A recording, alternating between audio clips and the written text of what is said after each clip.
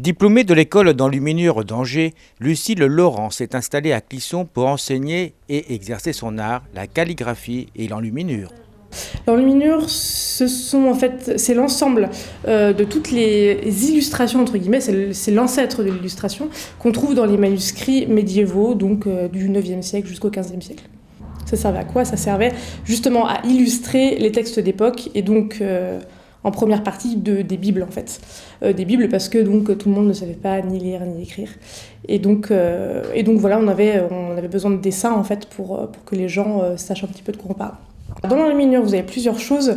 Ce qu'on voit le plus, ce sont les lettrines, de simples lettres peintes avec ou sans décor autour. Et ensuite, vous avez ce qu'on appelle donc plus des miniatures. Ce sont les scènes que vous avez à l'intérieur, donc qui peuvent représenter des choses très diverses, comme les scènes de l'Annonciation, Adam et Ève. Voilà, il y a plein de choses. Alors, comment est-ce qu'on crée une enluminure? Donc, moi, je parle pour l'instant en termes de reproduction. Vous avez un dessin qui est souvent, on peut le dire, assez naïf, contrairement à ce qu'on peut avoir aujourd'hui. Après, au niveau des peintures, on utilise du pigment naturel, donc exactement la même méthode qu'à l'époque. Pigment naturel mélangé à ce qu'on appelle une détrempe médiévale, donc c'est un liant à base d'œufs, à base de gomme d'arbre et de miel. Voilà. Et donc à ça, donc ça se fait sur parchemin, parce que le papier n'existe pas encore à l'époque. Ça se fait sur parchemin, et donc sur une enluminure sur parchemin comme celle-ci, on a à peu près, à chaque fois que vous avez de la peinture, on a de 3 à 5 couches de peinture. Donc ça prend beaucoup de temps. Et on a bien sûr de la feuille d'or aussi, qui est collée avec un liquide à base de colle de peau, de colle de poisson.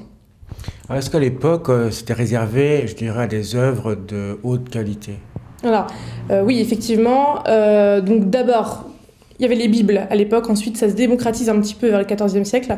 On trouve des gens donc, du coup, qui sont très riches et qui commandent en fait des livres enluminés pour eux. Donc vous avez tout ce qui est bestiaire, les livres d'heures, etc. Voilà. Quelle a été l'évolution de l'enluminure depuis, je dirais, la création, la genèse de l'enluminure jusqu'à maintenant? Alors, vous avez beaucoup de styles différents d'enluminure. On commence par tout ce qui est Europe de l'Ouest, en Irlande, avec beaucoup d'entrelacs, etc. Donc vous avez par exemple le livre de Kells, qui est un manuscrit très très connu, mais aussi très riche quand on voit ce qu'il pouvait faire déjà à l'époque. C'est très minutieux, c'est très fin. C'est très harmonieux. Et puis ensuite, on va aller... alors, on n'a pas de feuille d'or à l'époque. Hein. Ensuite, on va vers ce qu'on appelle la période carolingienne, donc au temps de Charlemagne, qui va instaurer en fait beaucoup de scriptorium pendant son règne. Et puis ensuite, on passe par le roman, avec aussi beaucoup de feuilles d'or, un dessin très naïf, et ensuite vers le gothique, qui est un peu plus complexe, avec des techniques encore plus différentes. Et de l'enluminure, bien sûr, on va parler de la calligraphie, puisque c'est donc deux thèmes qui se rassemblent. Oui, ce sont deux thèmes qui se rassemblent parce que, alors on peut trouver des manuscrits d'époque qui ne sont pas enluminés, mais ils sont bien sûr tous calligraphiés à la main avant l'imprimerie. Voilà. Alors, deux mots sur la calligraphie, qu'est-ce que c'est?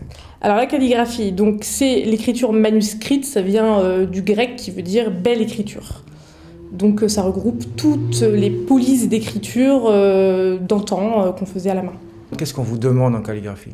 Alors, il y a beaucoup de choses différentes. Ce qu'on me demande, alors je fais tout ce qui est faire-part, menu de mariage, leur marque-page et des choses très très diverses. Et puis aussi des citations encadrées aussi, les gens aiment bien ça chez eux généralement. Et donc c'est associé à l'enluminure également? Oui, parce je peux aussi mettre de l'enluminure sur les faire-part et sur tout le reste. Donc les deux sont totalement associés. Lucille Laurent donne des cours pour débutants et confirmés toute la semaine dans ses locaux au 41 rue Saint-Jacques à Clisson. Vous pouvez également la retrouver sur son site à l'adresse www.le-terrier-des-lumières.com.